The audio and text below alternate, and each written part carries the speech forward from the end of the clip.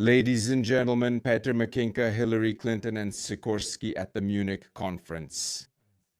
In 1938, the Munich Agreement was signed in Munich.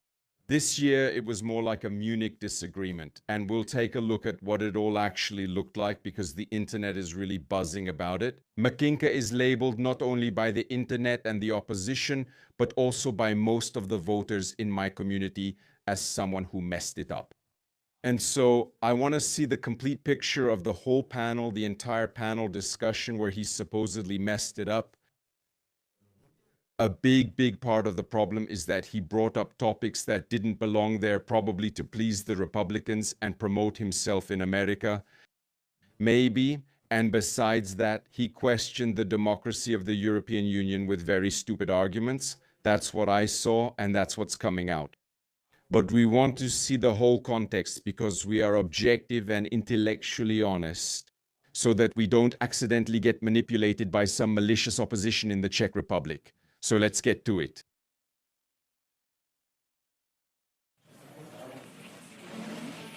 We've got it with subtitles. We have...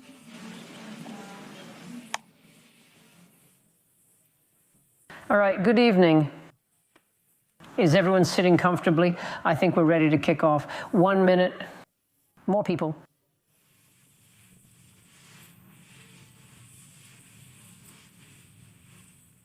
There are lots of people outside.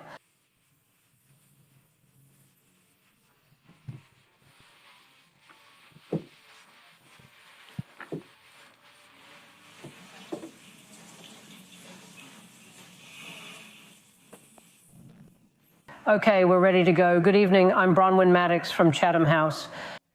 Welcome to this evening's highly charged post-dinner session on the West-West divide, the rift within the West. Does the West still exist? I've got a terrific panel here. You can see them displayed above us to discuss all of this.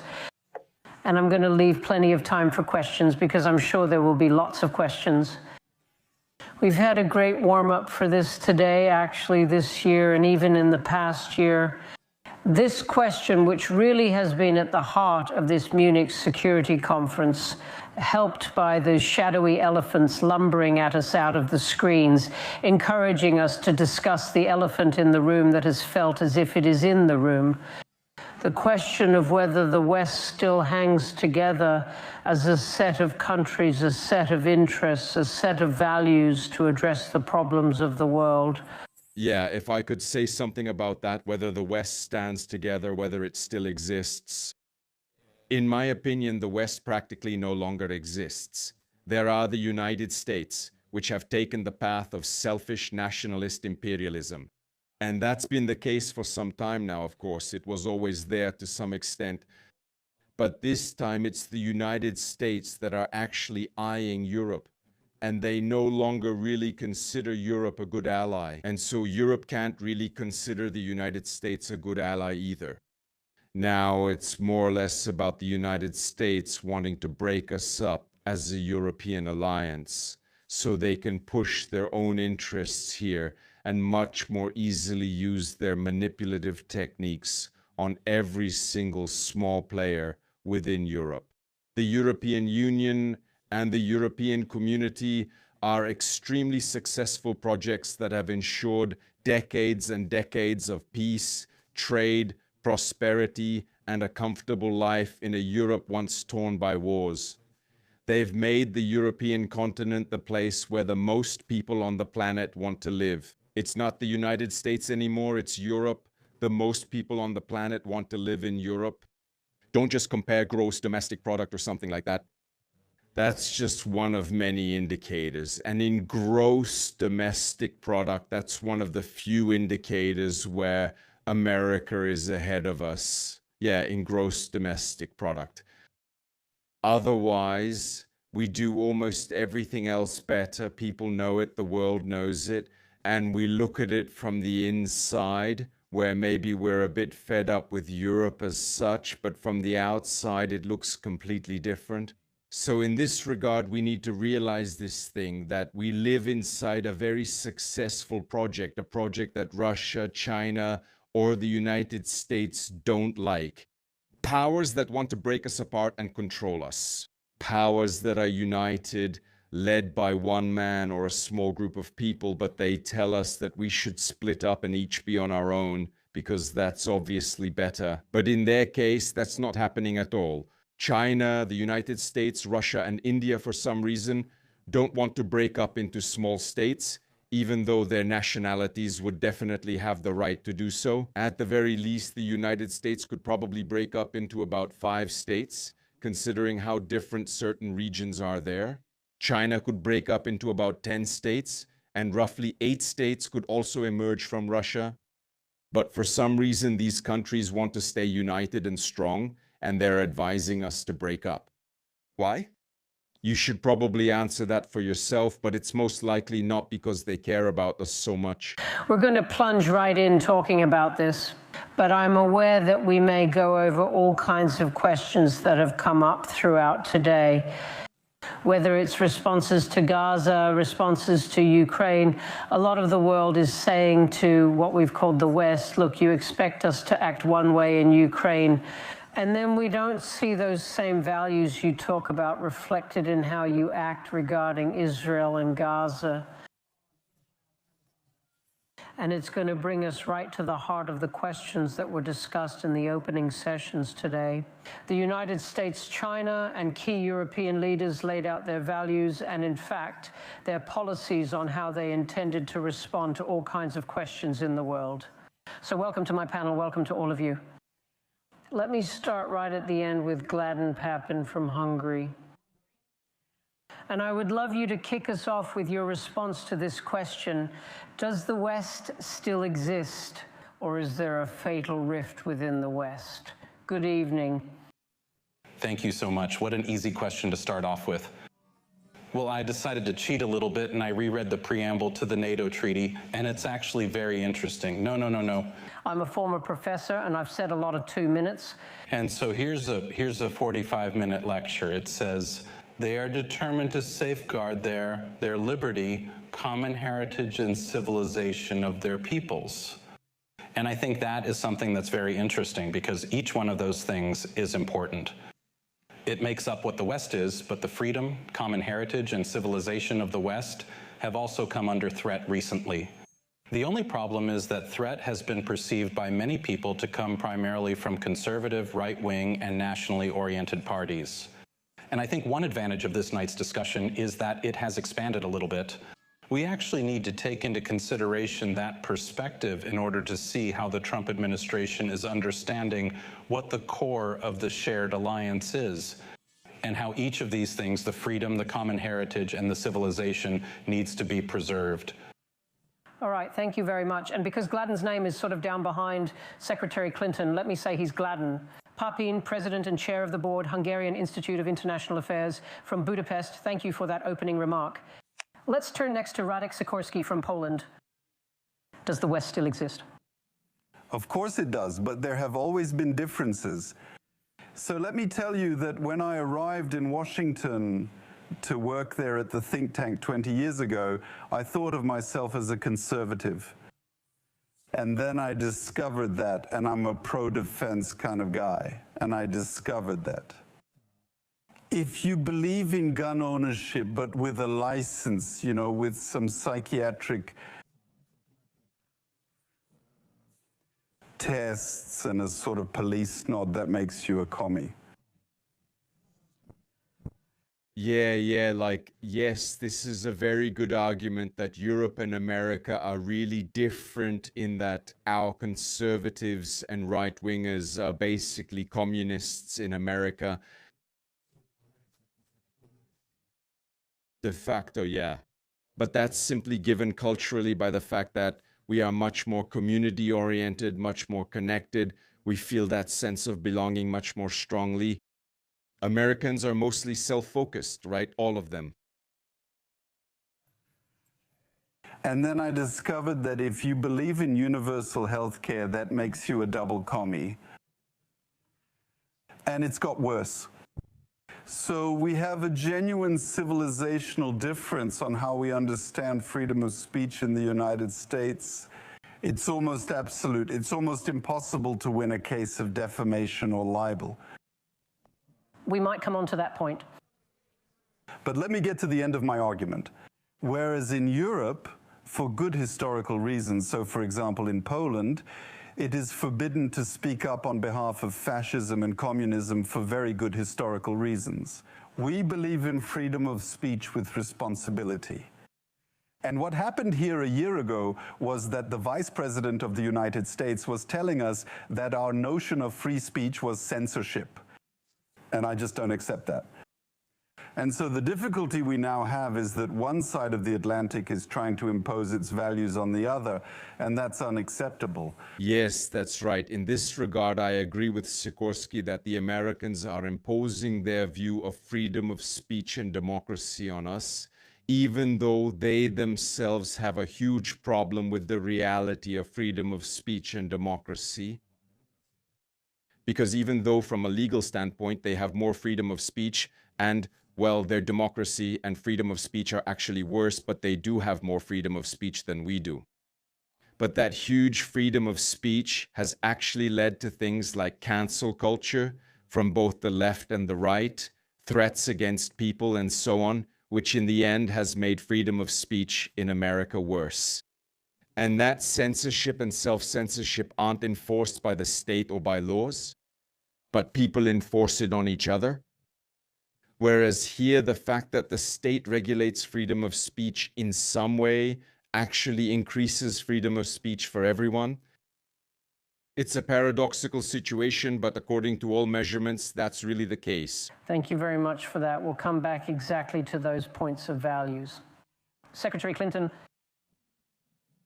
Well, I think that the way you pose the question really suggests the answer. There are very significant differences of opinion as to how to define certain fundamental rights and how they are to be applied. Radek just talked about a few of them, and how we are to define freedom in whatever way we can in order to enhance human rights and human dignity. And it's going to be debatable, and I see nothing wrong with that. I mean, all of this hand-wringing about the West, whether we live or we don't, whether it's falling apart, I see it as a very almost healthy debate. Because if people are not thinking about what their rights are and should be, if they're not willing to stand up and claim them, even if we have differences, then that to me is the great civilizational challenge. I just want to see that debate carried out without intimidation, fear, bullying, and cancellation. I want to see people be able to have a vigorous debate about where we stand on these issues. And I think part of the reason we're having this question is because there's been the rise of a somewhat muscular form of rightism, not so conservative as much as populist nationalist, which has posed challenges to a lot of the post-war consensus. And now people have to make decisions at the ballot box in their own communities about how they define these very clear points, about what freedom and values mean to us and how we're going to live together going forward. Because the alternative, which I hope we get to, is, to me, totally unacceptable. Well, we will get to all kinds of... Of course, in this regard, it's quite important to have this discussion. And it's coming to the point where now masculine, or rather just rough, ruthless politics is getting stronger, and the ties that were based on some kind of respect after World War II are being broken. It basically got to this point because the left started to increasingly disrupt the stability that existed after World War II. Let me explain, because we had a certain system here. That system was a system that favored white people, favored Christianity, favored, well, it simply favored us, me, most of you, and so on. It wasn't talked about much. Minorities just kind of learned to live with it, and that was it. But then the left, the woke, and so on came along and started saying, dude, look at this. The system has been wrong from the start. We've made a few steps since colonialism, but white heterosexuals are still being favored and any differences are still pretty much being suppressed. They don't have marriage. If they're lucky, they have registered partnerships. Women simply have lower salaries. Their careers are limited because of cultural customs, because for some reason they have to take care of the kids, even though a man could easily handle it too. And guys, on the other hand, have a lot of suicides here because they don't talk about how they're also just sad and crying, you know, and so on and so on. It's good the left began breaking down the old world here. And then it pissed off the right so much that they started going against the left and against breaking down the old world, that they ended up tearing down the old world completely, but from a totally different side. Let me put it this way. Imagine the old world as a wall. Yeah, like a wall. And the left started hitting it from the left side and began to create cracks. And the right said, damn, watch out, the left is tearing down our wall here. The wall is leaning to one side. We have to start hitting it even harder so we can straighten it out. And so both the left and the right kept hitting the wall called the post-war arrangement until the wall, instead of leaning to the right or to the left, just collapsed completely. That's my view on the whole situation. It was the leftists who started it, poking holes in the old world, which was unjust, and it was finished by the right-wingers who couldn't accept that the old world was unjust. Exactly. To all kinds of things, and I'm getting more points by the minute, but thank you very much for that. Let me come to Peter Macinka, from the Czech Republic Deputy Prime Minister. Macinka, come on. Does the West still exist? That was the question. Yeah, I think the West is probably no longer the unified civilization, but it's rather a place with a contested territory of values. So on one hand, we see the concept of the West as a civilization of freedom. On the other hand, we see the West as a project of some progressivist globalization. So I see the West. All right, Peter. All right. Globalization. It comes from the right wing. And from conservatives, that is, they are the ones who created globalized trade, the world connections, and so on. Jesus Christ. Well, okay. I'm not entirely sure what he's trying to say here, but so far he's said that progressives are behind globalism, which is true, but the progressives who were progressives 50 years ago, so today's basically conservatives. Well, again, it's necessary to ask yourself where you actually see the beginning of progressivism and where its end is, right? Because it's quite common that a progressive from 1920 is today's ultra-conservative, for example, right? In some issues. Like criticizing globalism when America is the creator of globalism, and globalism is actually the core of our wealth. That's strange. Divided on one hand is the freedom or equality. It's between the conservative point of view and progressivism. And I think these two conceptions are against each other. And I think people should probably learn to listen to each other because the gap is wider and wider. And this is the gap between what? The gap between those two concepts. One is traditional or conservative, the second is more progressive, and one is about some national sovereignty. The second is about supranationality. I see the divided West between conservatism and progressivism, which rejects the traditions and brings us to some artificial concept of social engineering. I'm the conservative. No, why don't progressives listen to conservatives? Because they're represented by Peter Macinka, yeah. But basically, in really dumb words, he's saying exactly what I just said here. It's a conflict between progressives and conservatives, where the conservative world was really unfair and bad for minorities, so the progressives wanted to tear it down, but the conservatives didn't let them, so in the end, everyone tore it down together. Yeah, but talking about something being right just because it's traditional or because it's always been that way, that seems really stupid to me. And you could almost say it's a kind of social engineering, right? Whether social engineering isn't, to a large extent, also about clinging to traditions, for example. That's social engineering from a different point of view, right? And Macinka seems really narrow-minded to me here, honestly. I went into this discussion with an open mind and I got a narrow-minded Macinka, which really offends me, honestly. So I see some dangers of the progressivist way of thinking. May I interject? Yes, you may, because already we're getting useful. Disagreement on exactly. It's not true that globalization was a progressive idea. It was a business idea. It was tinged with racism. You know, we'll do all the clean jobs and we'll export all the dirty jobs to China and elsewhere. And it was an idea about maximizing profits. Radek, one could challenge that and say, look, it was also one that brought in the prosperity for much of the world, not much of the world. Let me bring in, just to give everyone a first shot at this, Ivan Krastev from Bulgaria. Yeah. So can I give an example with an old Soviet joke? So, because in a certain way, does the West exist or not, was also very much how you see it from outside.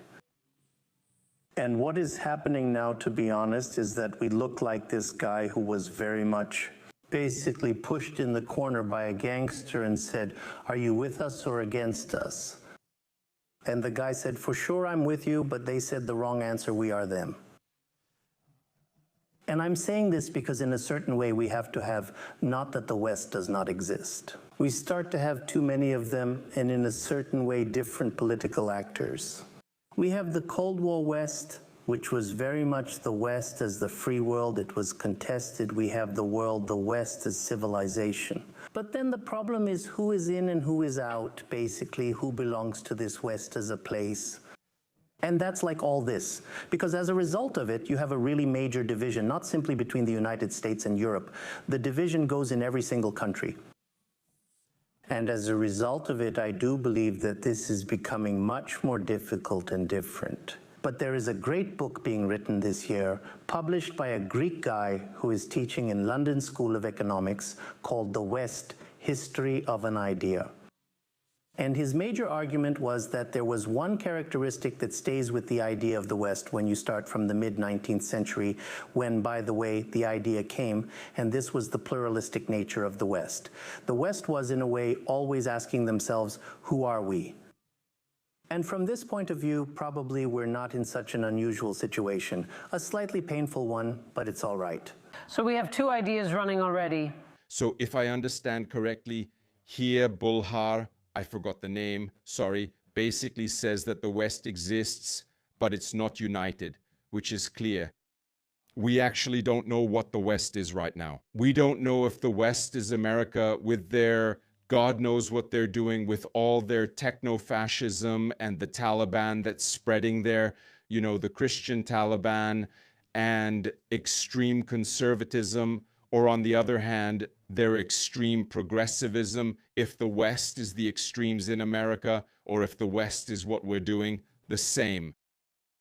And honestly, if we hold on, then the West will be what we're doing, because America is heading, let's say, more and more towards the East, in the sense of what we've long imagined as the East.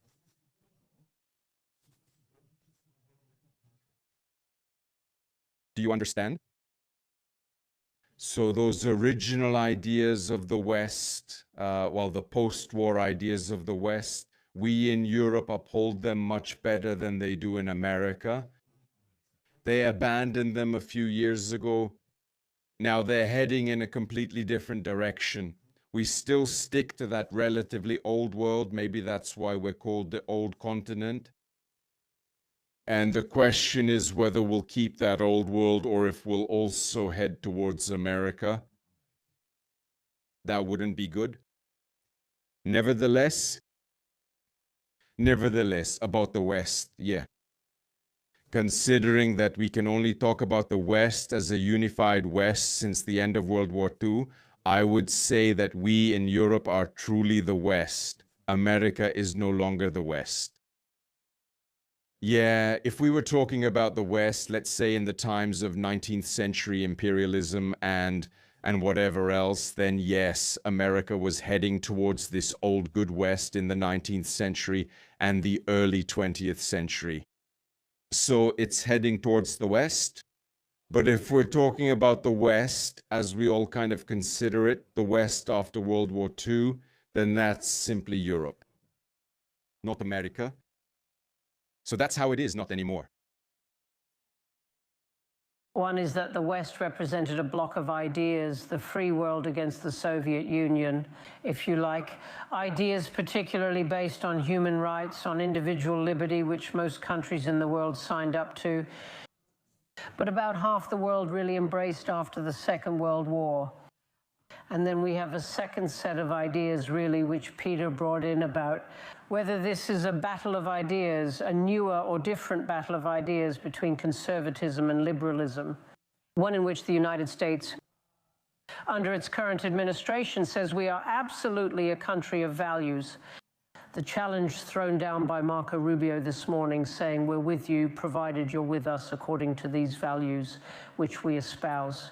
And I'd like to go back to the panel and just see again, we had a sort of a degree of international conference agreement. First round, if I can put it that way. Until we got into the second half of this, I'd just like to hear again from the panel whether you think that the United States under its current administration is making a new difference, is making a new rift, or whether it's articulating a rift that is, there was always there within the issue of the West. Come on, please, Gladden. After the end of the Cold War, what I think happened is that there were certain commitments of a more progressive nature that were brought into the victorious system. And although there were many different aspects of the post-war rule of law system that worked, eventually these got steadily skewed in a certain direction. And it's not just a left-right thing, it's also about where those decisions were made. Less and less in national governments speaking for their citizens, and more in transnational bodies or transcontinental bodies, even. And so those two things led to a distortion. But one thing that really happened... He forgot to add here that if national governments speak in the interest of the nation, then in whose interest do these transnational bodies speak? Well, hopefully, in the interest of that transnational body, which is made up of all those nations, right? For example, consider the European Union. So if national governments speak in favor of their nations, it divides, it causes conflicts, and well, the 20th century, we all know what it looked like. And if we're talking about supranational entities here, well, that's what was, well, actually in the second half of the 20th century, especially near its end and the start of the 21st. So we've already, we've tried that governments that speak in the name of their citizens, how noble to speak in the name of the citizens. Who's ever seen that, man? Where they cause brutal bloodshed, while supranational entities bring about fairly solid stability. Is that conservative voices who were criticizing this were basically excluded from elite institutions. They were not participants in many of these debates. What's happened as a result? I think this is an opinion broadly shared by the more conservative and nationally oriented parties on both sides of the Atlantic. Is that set of commitments wore down fundamental strengths of the West? The family was worn down, borders were worn down, industrial strength was worn down, and that injures our ability even to maintain the commitments that we all made in the NATO treaty. Thanks for mentioning this. You're echoing what Peter said about it being a battle between conservatism and liberalism. And on the war of decisions. What would you say to those who say, look, this is a battle about the rule of international law, about the rule of law and the United States administration? In expressing a desire to take over Greenland, even Canada is breaking those norms. This is a completely different battle from the one you've described.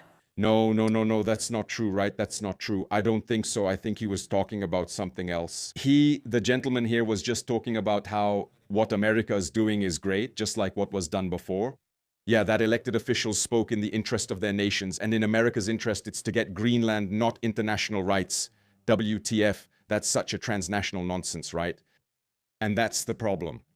They talk about lofty ideas like we speak for our voters, while you are just transnational progressives. Yeah, cool. Transnational progressives who created international law, the European Union, the United Nations, trade agreements, while conservatives were killing each other over which nation is better, man.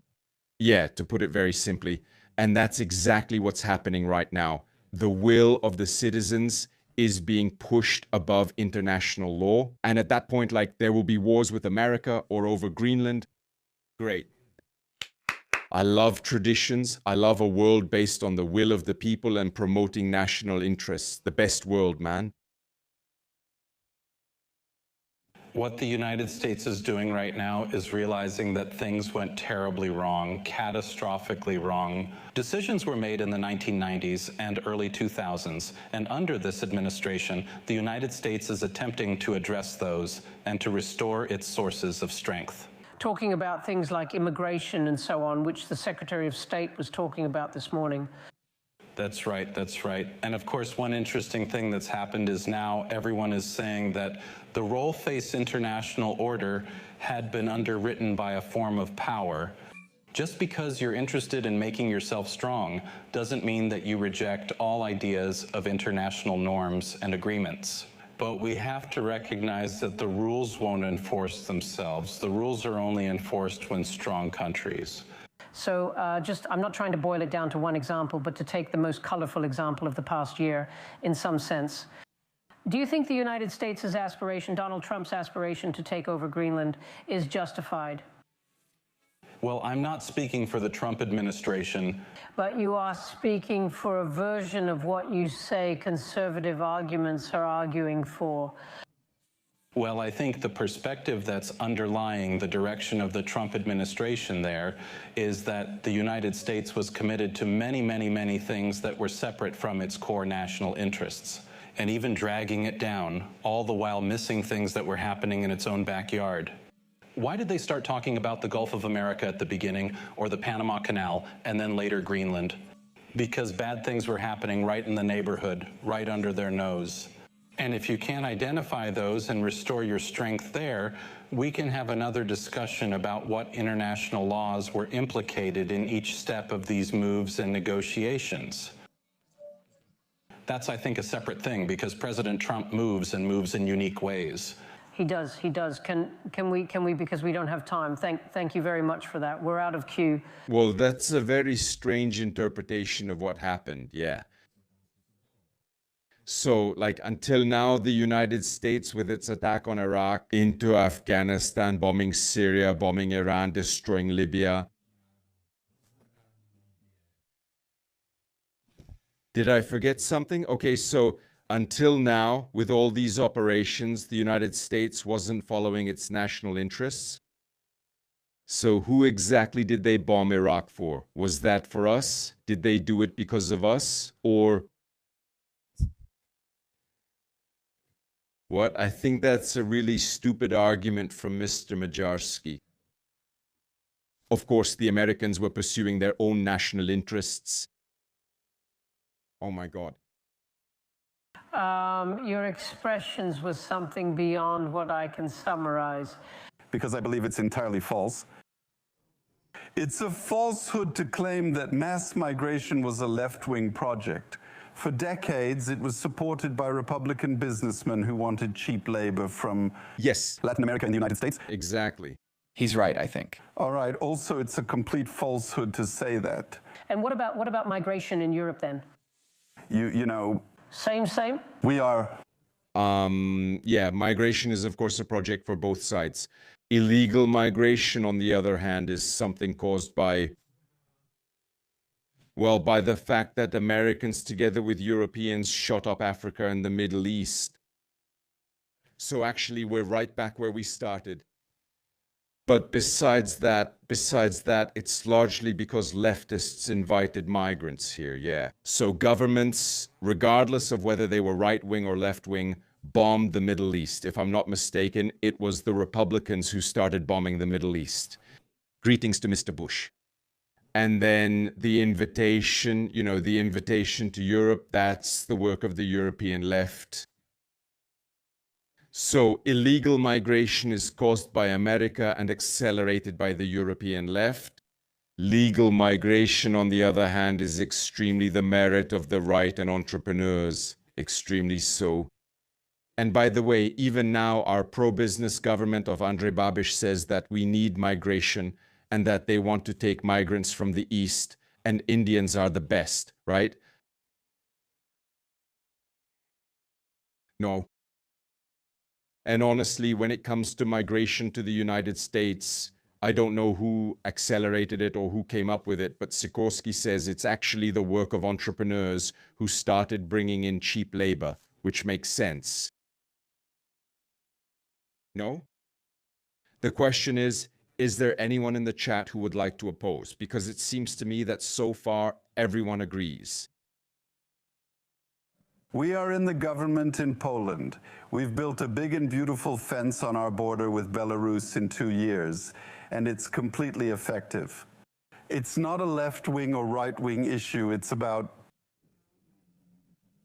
we agree that we have the right to control who comes in and who doesn't, but it's not inherently a left-wing or right-wing idea. You can have open borders like in Australia and the United States in the 19th century, or you can have a welfare state. You can't have both at once because it leads to disaster. Also, it's completely false to say this was a hint about how supposedly the European Union is undemocratic. That's actually a really good argument, that you open the borders and let in whoever you want, but abolish the welfare state. Or have very well-controlled borders and keep your welfare state. The moment you open the borders and have a welfare state, you'll start supporting the whole poor world. That's a really good argument here from Sikorsky. False. I was a member of the European Parliament. I was democratically elected. It's a completely democratic chamber. The European Commission is nominated by democratically elected governments of Europe. And Yeah, will you forgive me? What is the point you're making? the point I'm making is that there are other forms of democracy than a national state democracy. We have constructed a democratically governed European Union, and this myth that gave us Brexit, that somehow Brussels bureaucrats are imposing directives on member states, is complete nonsense. That's not how the European Union works. It's exactly as we talked about at the beginning, that the European Union is a very successful project that has ensured peace, stability, and cooperation throughout Europe. That countries which used to kill each other, devour each other, and people used to murder each other. Czechs killed Slovaks, Poles killed Germans, Germans killed Danes, French killed Italians. We were exterminating each other here because each of us was pushing our national interests, right? How noble that was. And then came the terrible European Union with its demographic and democratic deficit. The worst thing that ever happened to us, the democratic deficit around the European Commission. I'm horrified, absolutely horrified. Yeah, and then the United States, China, and Russia come in and start telling us that this democratic deficit is really hell. It's really hell, and we should go back to what worked so well. To nation states that promote their own interests. Nice, great, I'm looking forward to it. We might come on, though, to Ukraine in a moment, because that seems to me where one of the rifts in the West is most tested. But Secretary Clinton... Well, as perhaps one of the few people who has actually been around since the end of the Second World War, let me add my version of history to the revisionism that I hear in not just this conversation, but so many other places. It is, for me, a blessing that freedom was expanded to include in the United States, for example, the right of Black people to be treated at least better than they had been for 400 or so years. It was a culmination of freedom for women to be given their rights much more fully than they had been. It was, I think, a dramatic recognition of human dignity for gay people to be able to be treated without fear and even marry, which to me is creating a family. So, you know, I understand conservative impulses. I understand we are fighting an ideological battle that is as old as time. There are those of us who are more comfortable in a more open, tolerant world. And there are those who have their concerns about it because they worry about the impact on existing institutions like the family, community, and others. So this really, yes, migration has been a huge flashpoint. More people were deported under my husband and Barack Obama without killing American citizens and without putting children into detention camps than were in the first Trump term or this first year of Trump's second term. So I think it's important to look at the facts because very often the ideological impulse to try to protect the status quo or return to making America great again in some nostalgic past that existed for white men and capitalist enterprise was not exactly open and welcoming to people who look like me and a lot of other people who are part of our national fabric. I have no argument with the necessity of trying to figure out how do we form families. I'm very proud of my family. I'm proud of my 3 grandchildren. I am proud to be part of that tradition. That doesn't mean everybody has to be, that doesn't mean everyone who doesn't have children is somehow an illegitimate human being. So how do we make the case in a positive way, not a bullying and very shameful way? So this debate that's going on is driven by an effort to control people, to control. I understand. So her argument is that supporters of conservatism want to control people, while supporters of progressivism want to give them freedom and equality.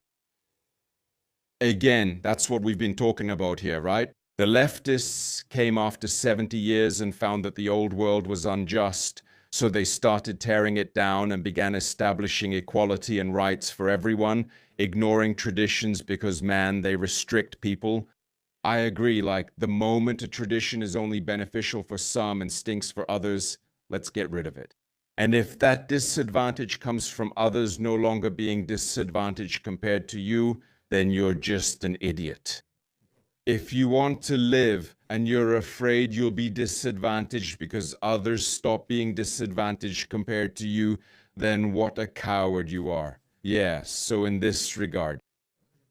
Okay, on the other hand, if we go too far with tearing down the old world, like trying to fix everything quickly in one generation, then we end up with Trump, right? Yeah, so in this regard, the left made a mistake with its aggressiveness. Conservatives are just typically fearful. And again, with the way we push them, well, I don't know if I fully identify with the left, let's say, but I definitely identify with liberalism. So with the way we push them, they got so scared that they started pushing back. And like I said, we tore down that wall.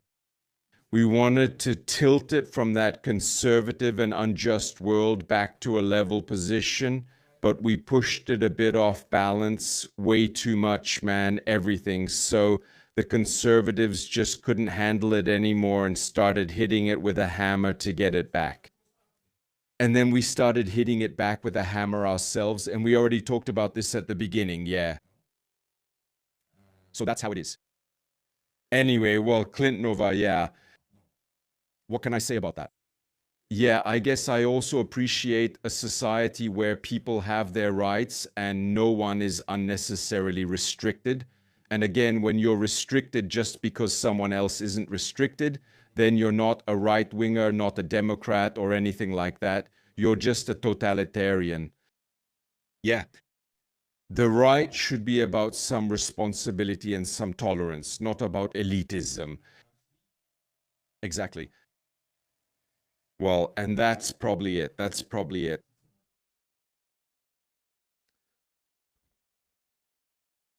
control who we are, how we look, who we love, and I think we need to call it for what it is. There is a legitimate reason to have a debate about things like migration. Okay, like he's talking for a really long time, even though it would be enough to just say, my freedom ends where your freedom begins, and your freedom ends where my freedom begins. Yeah, this is the ideal that, in my opinion, they're trying to explain here. She says the freedom of homosexuals to simply love each other and have their own wedding ends where homosexuals simply start forbidding heterosexuals from having heterosexual weddings, which isn't happening, while, of course, conservative heterosexuals are forbidding homosexuals from having weddings. So they're restricting their freedoms, while their own freedoms aren't being restricted in any way when homosexuals start having weddings, right? That basic principle, my freedom ends where your freedom begins, is exactly what they're trying to promote here. They're explaining it in a really complicated way, but it's actually a completely clear foundation that keeps being repeated over and over. Why should anyone care who someone lives with, who they love, who they marry, what color their skin is, and so on? Your freedom ends where mine begins, and vice versa, right? If your freedom is supposedly limited by black people having the right to vote, I wouldn't say so. Does that limit your freedom? That black people are being favored at the expense of white people? Yeah, that's right. Yeah, and at that moment, let's talk about this. One question is it really like that? And one more question, is it fair to favor black people now when we've favored white people for decades? That's the debate, right? That's where it starts to get a bit unstable. But on this basic level, like, let's all have the same rights. Let's stop hating each other. Things that don't restrict others. That seems absolutely obvious to me, right? In America, they give the example of a baker who discriminated when he refused to make a cake for a gay wedding. Yeah. And he told me, it seems to me that a baker should have the freedom to refuse that. Which I think he does have that freedom. He just got beef on social media for it, right? Yeah, the state didn't punish him for it. Which, then the problem is that people are weird in the sense that, according to them, everyone should share their idea and just, yeah, I get it. And that's exactly how those leftists go overboard when they force right-wingers to provide those services, for example, by force. I understand. On the other hand, those right-wingers should tolerate that these people exist, and they should stop having a problem with the fact that these people want to have some rights, right? Yeah.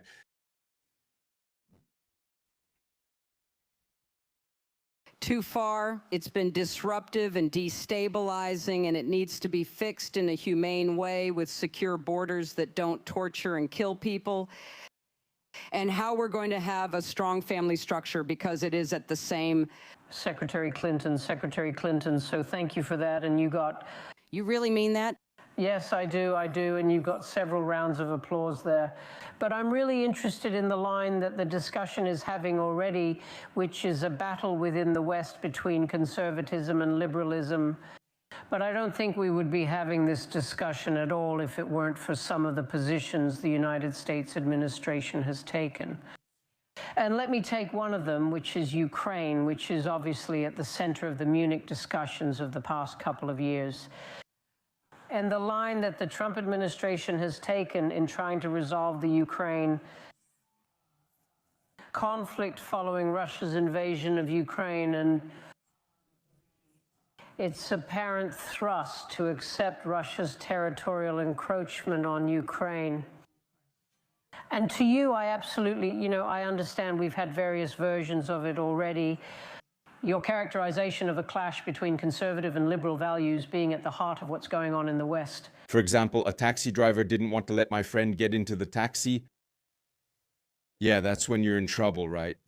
Yes, yes. Here we get into those tricky situations where actually the taxi driver has the right not to take you, right? Yeah, sure, he has the right not to take you. You can't demand that he provide you the service. And that's when we run into the problem that you simply need to have those liberal taxi drivers, you know, who don't mind. But why? Why do you think the taxi driver refused to give him a ride? Or why did the baker refuse to make the cake for the gay wedding? Is it because he hates gay people that much? Or could it be that gay people started to be so favored that some people just dug in their heels?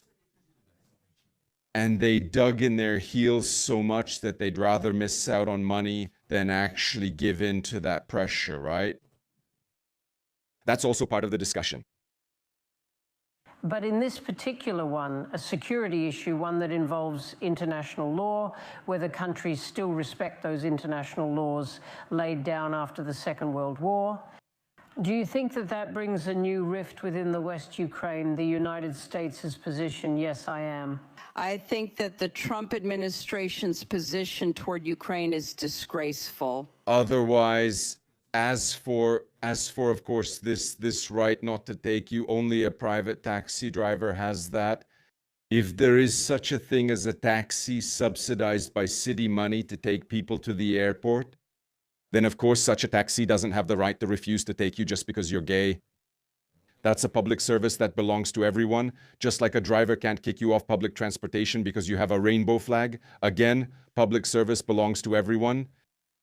But a private taxi driver he's simply an entrepreneur. So in my opinion, he should have the right not to take you.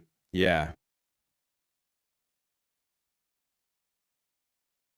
I think the effort to force Ukraine into a surrender deal with Putin is shameful.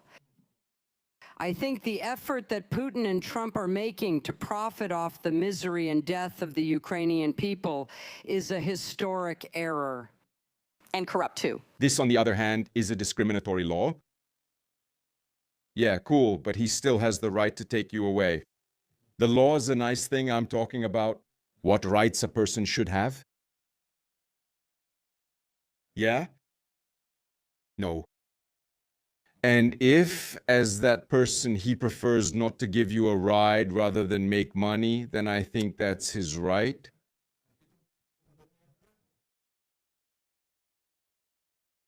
Yeah? Of course, you can complain about it afterwards. You can say, dude, why is that taxi driver so hostile? You can put some pressure on him.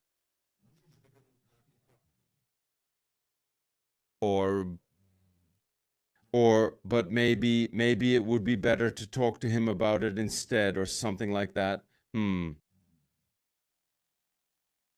Maybe I was too idealistic and saw it too simply when I started talking about how freedom ends where mine begins. Because sure, it makes sense up until you get to these kinds of clashes, right? To these kinds of clashes. But by making the taxi driver take someone, even if the taxi driver doesn't want to, then you're violating his freedom not to provide the service. But here we're getting onto thin ice when you say that business owners should have the right not to hire someone just because they're black, which is a situation which is based on racism and natural discrimination, which is simply ingrained here because we are a racist society. At that moment, black people, and for us, Roma people, were affected even more. They're looking for work, which, yeah, it's not as simple as it seemed at first. It's not enough to just say, my freedom ends where yours begins. Because, of course, that's how it is. But that only applies in an ideal society and in a society where you don't make irrational decisions. Because if the society is inherently racist, which American society is, and it has been very, very much so, maybe ours a little less, then you limit the opportunities for members of that race to achieve something, which further deepens the problem of that particular race.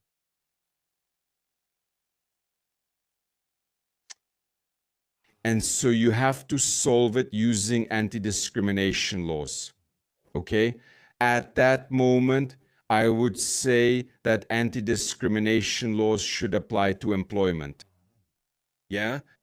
That if you don't hire someone based on their political beliefs, race, religion, or sexual orientation, that's something that actually limits the rights of that specific person.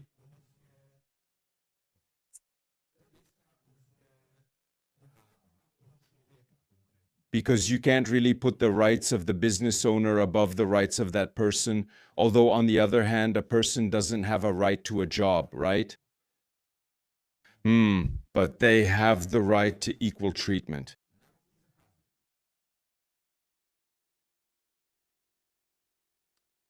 So, in my opinion, you should have the right not to provide a service to someone, but you shouldn't have the right not to hire that person because of it.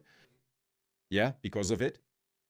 These things. Of course, you have the right not to hire someone because they're incompetent, that's clear, but not because of these things. Well, yes, that's the hard part of the debate now, isn't it?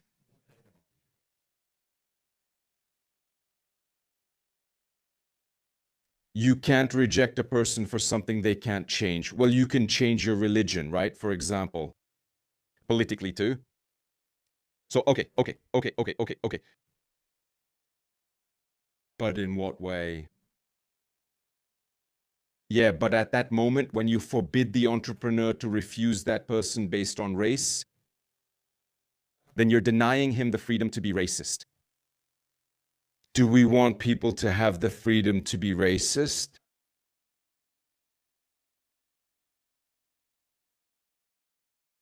That's the question. And here we get onto thin ice, where progressives actually tend to forbid people to be racists, to be religious fanatics, to be political activists, if we're talking about employment, right? People tend to say, no, you can't. Promote your racism, your political opinion, and your religion by refusing to give a job to someone who is qualified, but they don't meet your, let's say, moral values. That's true, but as an argument, it shouldn't be used that someone refuses to provide you a service for any discriminatory reason. In practice, it's unenforceable, but it does tip the scales a bit, yeah. All right, and then we're talking here about whether people should actually have the right, I mean, to be sexist, to be racist, or to be homophobic. Should people be allowed to do that?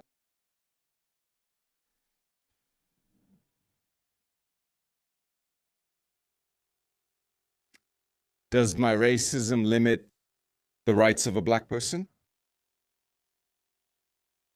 Meaning that I don't like him because he's black. I'm not saying that's how I feel. I'm just giving it as an example. If I don't like a black person and because of that I don't give him a job or I don't sell him a product, does that limit him? And on the other hand, if I was required to sell him the product or give him the job, wouldn't that limit me?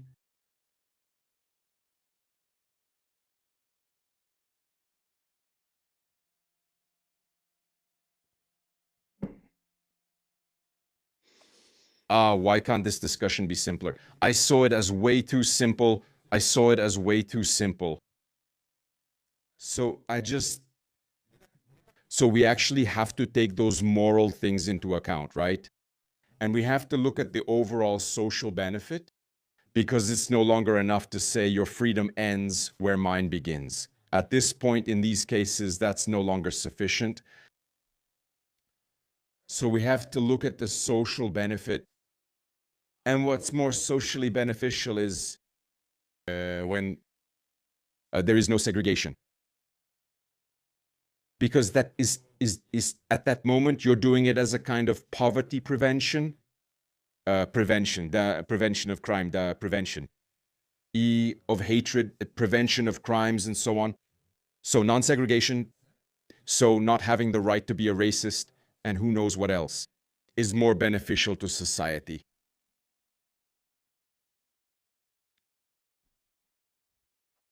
Do you agree? Do you agree? Yeah, like, what is the social benefit of that? That we have the right to be racist? What does that really offer society? In my opinion, it's more or less a matter of feeling an emotional thing, like it gives you some sense of superiority or just some kind of feeling. Feelings are a nice thing. But in my opinion, these feelings aren't more valuable than the fact that crime rates go down, that education levels go up, as far as I know, among Roma in our case, and that we'll have fewer people who need social benefits or commit criminal activity, right? Right? Like racism gives us nothing. The absence of racism allows minorities to integrate into society more effectively than when racism exists. Great, like everyone here agrees with me. Awesome, but I need someone who disagrees with me. Those are two ultimate extremes. Everyone in society should understand their intellectual opponent's viewpoint so they can find a meaningful solution together. If we keep polarizing and loudly defining ourselves against each other, we're just hammering the topic with imaginary hammers. Yeah, like, yes, we need understanding. That's nice. We need understanding. Yes, yes.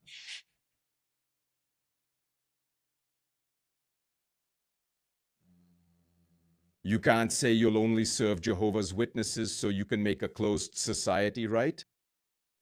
Lukasz needs an opponent, yes. But the problem is that my opponent will be Peter Macinka with his ignorance, arrogance, and stupidity, who is absolutely incapable of this deep discussion because he's entrenched in his trench of dogmatism. Well, never mind. So let's listen to the rest of the chat. The nth degree, no. I believe Ukraine is fighting for our democracy and our values of freedom and civilization on the front lines. Losing thousands of people and having their country destroyed by one man's mania to control them. And I think Trump either doesn't understand or could care less about that suffering. So that's what I think. And so do you think he has destroyed the West to go to our title? He has betrayed the West. He's betrayed human values. He's betrayed the NATO Charter, the Atlantic Charter, the Universal Declaration of Human Rights. A lot of what has been done before to try to make sense of how difficult it is to restrain people who want unaccountable power.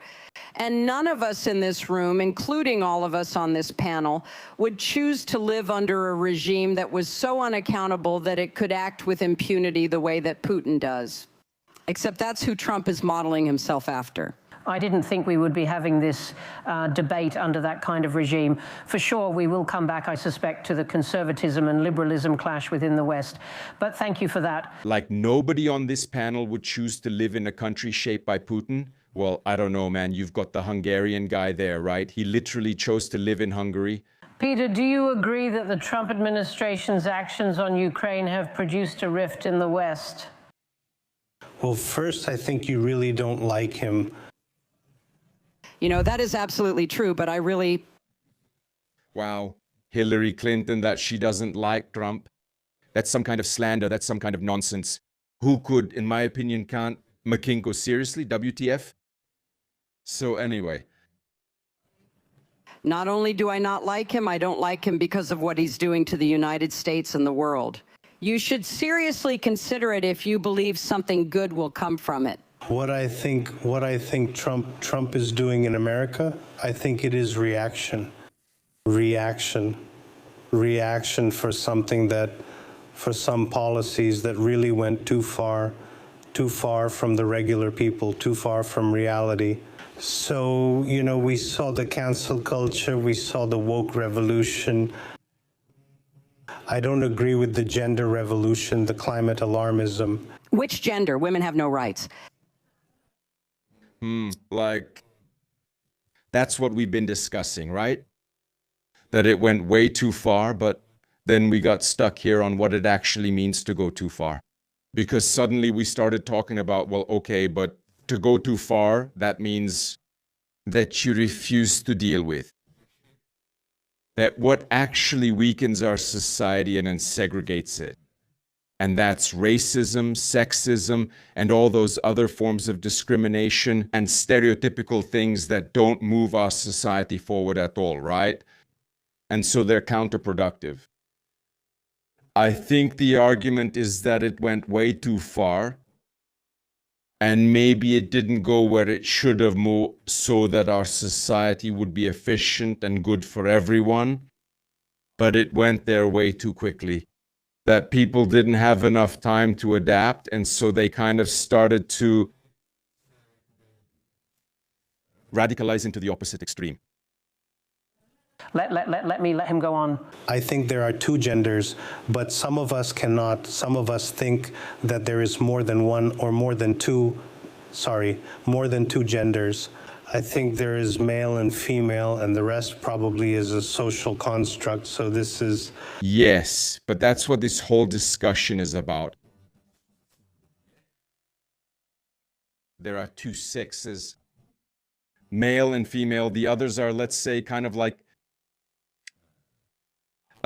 abnormalities which aren't exactly common, right? So there are male and female, those are the sexes. And then there are genders, and that's a social construct. But we've been talking about this a lot for the last 10 years. That's what we've been talking about here the whole time. Macinka just confirmed to us that genders exist and that they are different from sex. Great. We've achieved something. Peter Macinka understood the woke ideology around genders. He understood it, but maybe he still hasn't understood like that just because something is a social construct doesn't mean it has no value, right?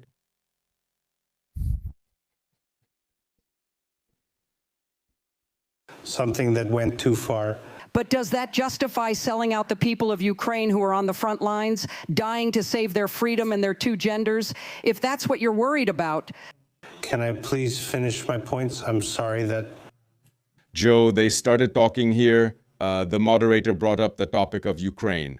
And Macinka started talking about genders, which, you know, Clinton is a bit toxic about it. Like, what are you talking about, right? But Macinka started responding to what Clinton said earlier, in that she was saying that all those progressive things, blah, blah, blah, how great they are, and so on and so on. And instead of responding to the topic, Macinka responded to her. And now it's a bit off topic, but great. Great that he understood the social construct of genders, yeah. I'm just not completely sure if he still fully understands what he's talking about, though. That makes you nervous. Sorry for that.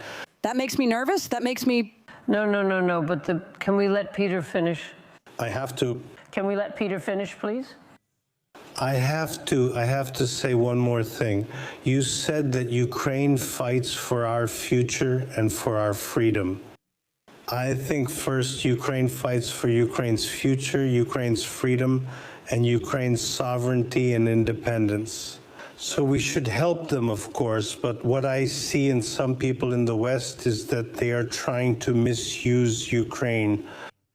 But that's another question. I don't know if Trump's administration is helping Ukraine to stop the war. I believe that there is such an approach. I don't see any other strong geopolitical player who would be able to force Russia to stop killing the Ukrainian people and stop destroying their country.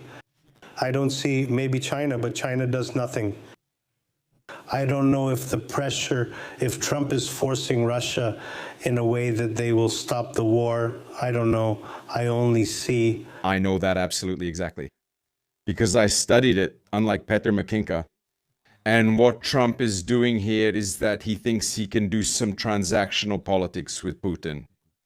But anyone who knows Putin, whether it's the Russians themselves, Czech intelligence officers in Russia, experts on Putin himself, Putinologists, Kremlinologists, and so on, I think that's what it's called, a Kremlinologist. That means an expert on the Kremlin, right? So they'll tell you that transactional politics isn't the right way for Putin, because Putin isn't interested in money. Yeah, he's not interested in money. He's an ideologue, a massive ideologue who's building a Russian empire. He's not interested in deals, money, contracts, or extraction. That's all secondary or tertiary. The empire comes first, right? And the thing is, Trump just doesn't get it. Because deep down in his mind and soul, he's convinced that everyone cares about money. But like Putin, Putin isn't actually a pragmatic politician in the sense that he could be bought. Putin is a highly principled politician. His values are twisted, but he has them, right? And only the Americans will. Hockey is being played, so enjoy the loss. I see the dialogue. Do you think Europe could put more pressure on Russia, for example, by putting pressure on Turkey, by targeting the refineries of oil more and so on? I think Europe also puts some pressure. We impose sanctions, we do what we can, but I think the Russians probably don't care. When I visited Ukraine, I really saw the goodwill of all the people there. They were truly united and willing to stop the war. But they keep inviting the interview. They also made some steps that probably a year ago no one from then would allow to say or even suggest. Now they are ready to make some steps back. Now it's ball on the Russian side, and I don't see any goodwill on their side. So indeed, we probably are agreed on that point. That's the argument we've made all along. I've said it from the start, and Europe knows it. They just have to go along with Trump.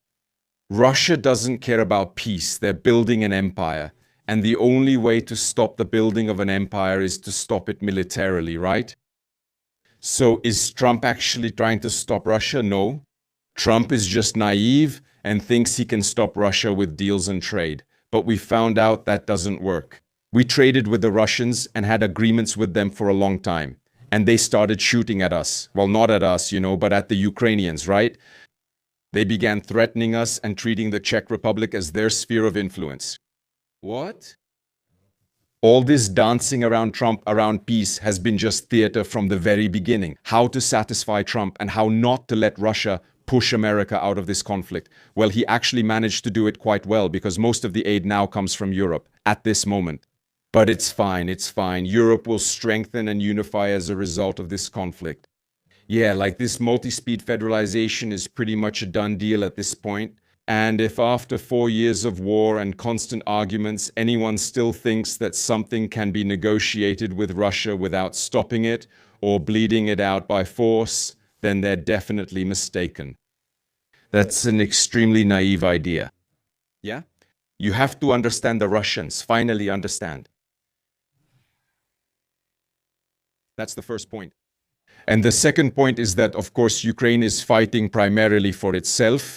This was presented in the media as if Macinka said it in a terribly selfish and insensitive way, which sounded completely different here. I don't understand which conference the media houses were listening to. Here, Macinka clearly said that yes, Ukraine is fighting primarily for itself, but unfortunately he didn't add the second part and didn't provide any proper statement. And he's playing that peace and agreement role with Trump, which is nonsense. It's been nonsense from the start.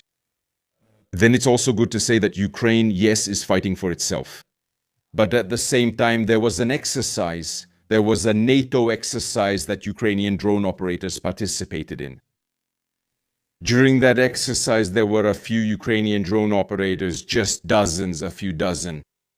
And they eliminated them, the entire brigade. What I mean is that NATO units are absolutely not prepared for drone warfare. They're training, but they're not prepared, and we need to have Ukraine on our side. I mean, we really need it. That's the first point.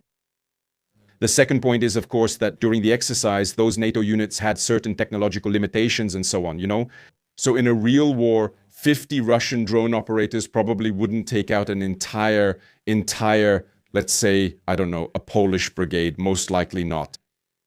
That was only within the exercise that the Polish army was forbidden to use a certain type of anti-drone technology.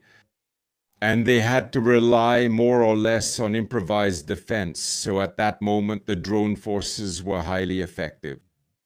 It was for the reason that if they had top quality anti-drone technologies, then the drone operators wouldn't really have much of a chance. Meanwhile, those soldiers also won't learn to defend against drones properly.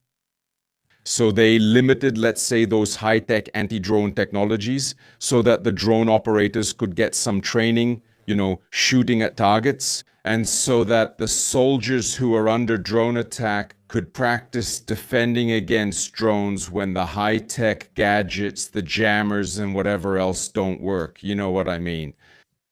Simply put, Macinka said it calmly, but he doesn't see the bigger picture. He's really tunnel-visioned. Maybe he watches Fox television a bit too much, I don't know. You forgive me? I want to move on to Ivan, who's been writing and looking at this for a long time, from Sofia and other places.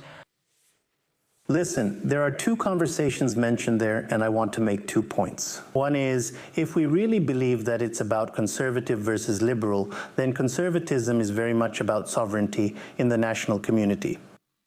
The way the American administration now defines freedom of speech is basically the right of American technology companies.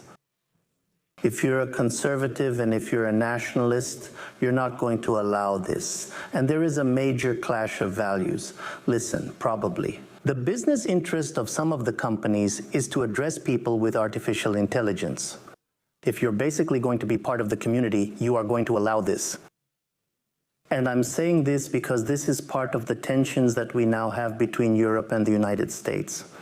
It is easy to be a nationalist. The problem is that the moment you start to be highly nationalistic, you're triggering the nationalism of others.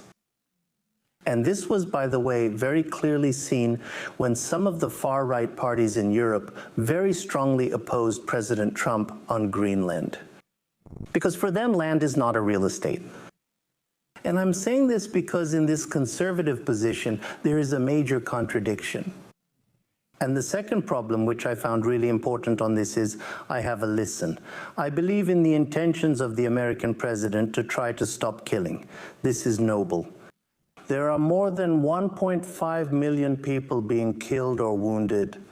The problem is that you cannot solve this totally racketing. The question is there a moral responsibility? Are they equally important? I remember there was this famous anecdote when the Versailles Treaty was signed.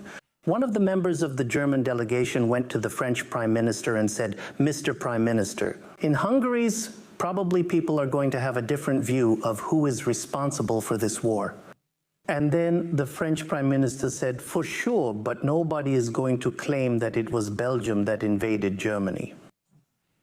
And I'm saying this because, in my view, it's very important what we define as peace. And it's not only about security guarantees. You cannot have peace if you are destroying the moral integrity of a nation. Okay, so let me, Ivan, thank you very much. And you also brought us into one of the other points of disagreement between the European... I understand, but I can't really explain it. I get it, and I don't know why. Yeah. Otherwise, you're absolutely right, as we discussed about the drones, etc. Yes, that's what exercises are for, that soldiers deliberately put themselves in situations they shouldn't be in because they need to practice it. Yeah, just like when an F-35 pilot has to turn off half the systems when training against Gripens, so he doesn't destroy the Gripen right away. And so the Gripen pilot can learn something too, and the F-35 pilot learns how to fly when half of his systems aren't working. If you know what I mean, if I exaggerate a bit, you know. That's clear. That's absolutely clear. I just wanted to say that we're not really good at drone warfare yet, and Ukraine would be extremely useful for us, and their experience will be invaluable to us. Then it's also necessary to say that... Well, I forgot now, so probably nothing. What was that Bulgarian talking about? He was Bulgarian, right? I understand. Yeah, that we just have to keep some morals there and so on and so on and so on. Yeah, I wanted to say yes, yes, yes. This is a thought that occurred to me as well.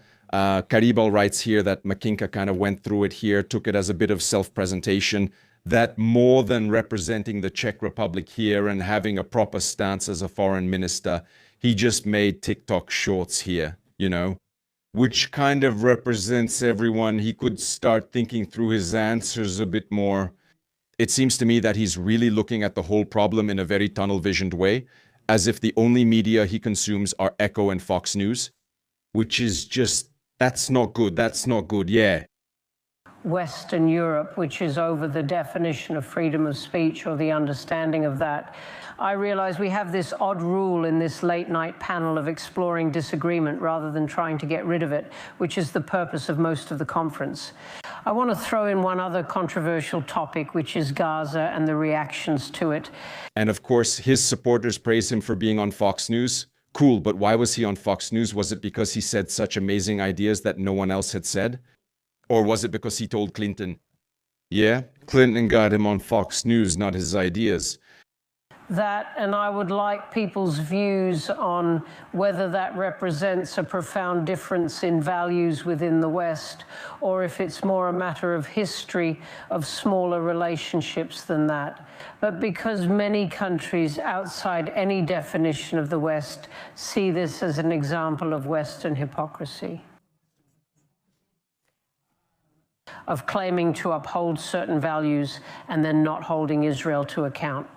For those, I would like people's views. Radek, I'm going to start with you. All right, I'll come to Gaza.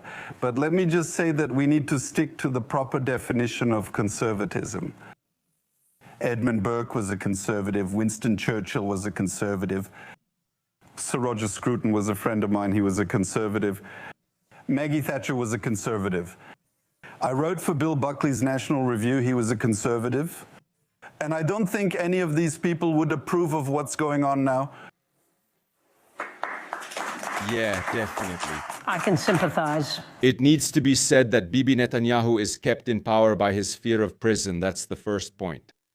And the second point, the more things they reveal from Epstein's files, the more I start to doubt that Israel didn't know what was being planned against them on October 7th years ago. Or Israel, specifically the leadership of Israel, right? It's all really strange. And honestly, I'm absolutely convinced that the government of Israel is doing what it's doing mainly because of the selfish interests of Prime Minister Netanyahu. That it's absolutely not necessary for the integrity of Israel. And what are you saying? And yet I would find it surprising if any conservative thought there was a single definition of conservatism. But Gaza... We'll still not go too much into the philosophy of conservatism, but I'll take your point. I personally believe that the Middle East should be run by the United States as impartially and as successfully as it has been here so far. Irony is a really difficult thing to risk late at night on anything that's broadcast.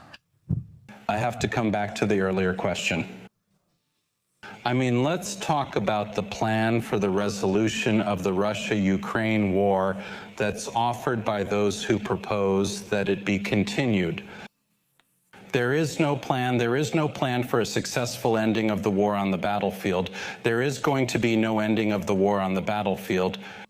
But the moment that President Trump called for negotiations to happen, many voices just tried to put him into the box of being a Putin apologist.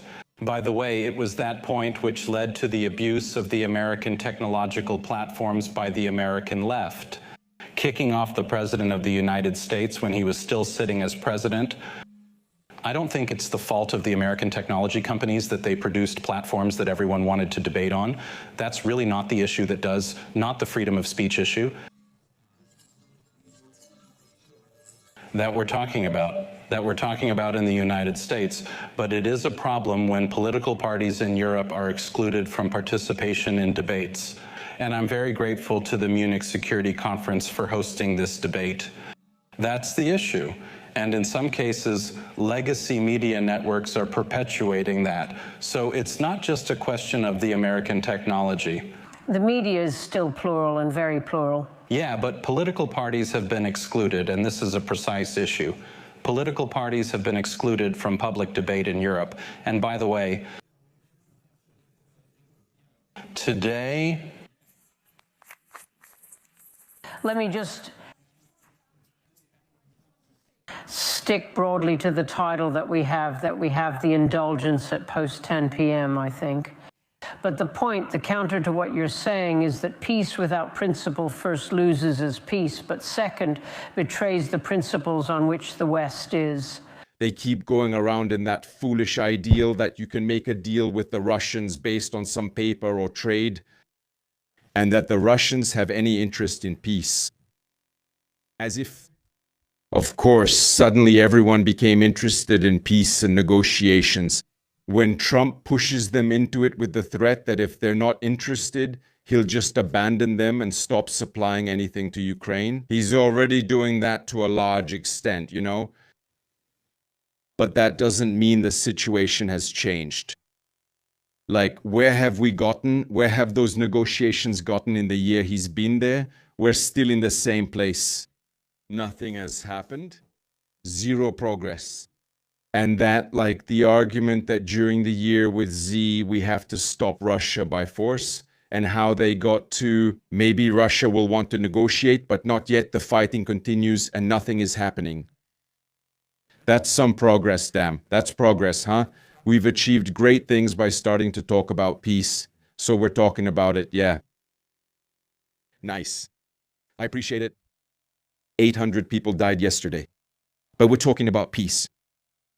If you want to play this theater with the Russians, go ahead and do it for 10 years. But Russia doesn't care about your peace at all. Oh, man. Founded, and therefore isn't worth it. It undermines the West. That would be the resonant counter that Ukrainians and others are. I mean, let's see what happens. Rather than trying to box President Trump and the administration into a corner and smearing them as Putin apologists who are about to sell out a country, that's not a Putin picture in the White House. But I thought you were grateful for the new demands that the American administration has put on Europe. I mean, I think that's something that we're all agreeing has been something.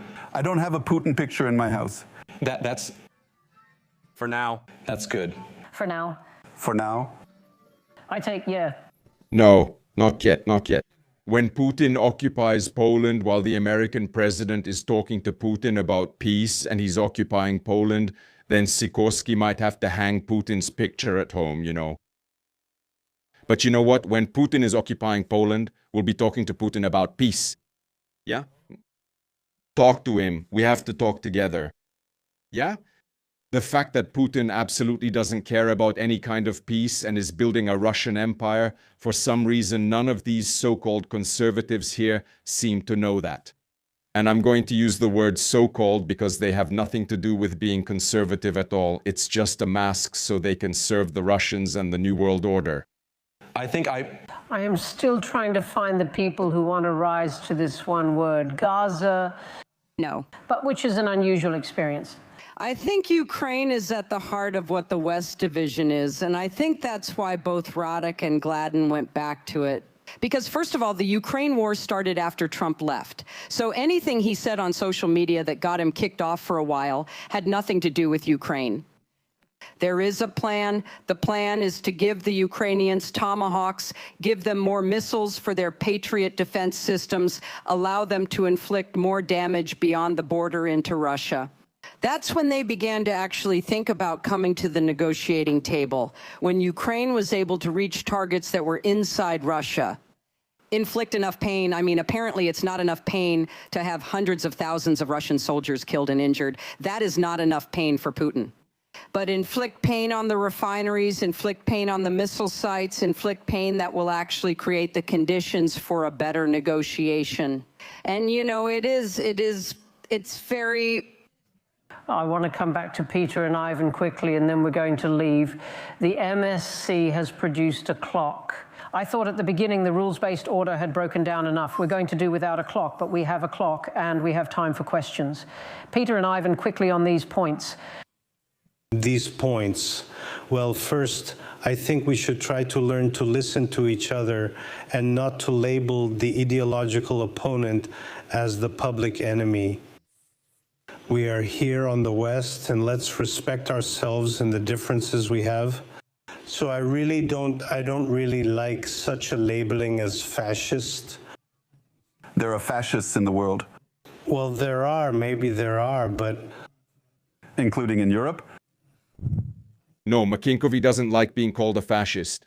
Okay, so what should we call those fascists? You know, when someone is a fascist, call him a fascist. And stop being afraid to call out an idiot an idiot. Call things by their real names. Stop being so terribly scared and correct, you snowflake. There? I think it ended some 70 or 80 years ago. No, it hasn't. Hopefully, you know, this is something I don't really like. Every day, every time I hear someone being labeled as a fascist or a Nazi or whatever, I think we should calm down, because this is dividing society. Maybe you are smart people. I'm not as smart as you, but we should try to learn too. I'm sorry. I'm sorry. That's Sikorsky, like. And I guess so. Well, anyway. Those folded arms, defensive posture, right? In that sense, Macinka annoys him. And I'll tell you why Macinka annoys him. Macinka annoys him because he's closed-minded, because he's not open to debate. And I would say that here we see the meeting of the true conservative Sikovsky with the so-called conservative Macinka, for whom all real conservatives who understand what it's about must be absolutely ashamed. Yeah, because all the arguments he made here, it sounds like as if there were some fairly smart people talking here, even though that Hungarian is really naive, but still fairly smart people, right? Clinton again, okay, a progressive fair. But there's some kind of debate going on. Then the conversation shifts to Macinka, and he starts like, he speaks so vaguely, like he just woke up, like he was just called on in class and still doesn't know what's going on. And so he starts talking kind of like so extremely relativistic, like Checklout when he discusses things. Now I get why he's so popular on his streams, man. Talk to each other again, because this is something that went too far. I don't want to talk about Ukraine because it's an all-day topic. Talks, important talks. I listened to President Zelensky saying, and he's in a terrible position. I'm not sure if Ukraine is able to use the military to beat Russia. That would be perfect, but I think we should be realistic. So the first should be the ceasefire. I don't know how to make it, I think. Okay, you don't know how to achieve that. You don't know that Russia doesn't want peace, but the only thing you know is that what you're saying is what Donald Trump wants to hear, so that Mark Rubio will invite you again, and maybe this time it won't rain when you fly. That's what you know, and that's what you're trying to achieve here, Peter. You don't care about the debate at all. You're just promoting yourself so that Trump will invite you to the White House. All right, then. Good plan, man, but you should be representing Czechia and our interests, not your own interests. Yeah, and maybe you should represent some ideas too. Most of the time, your idea is that you don't know something. It's nice that you don't know things.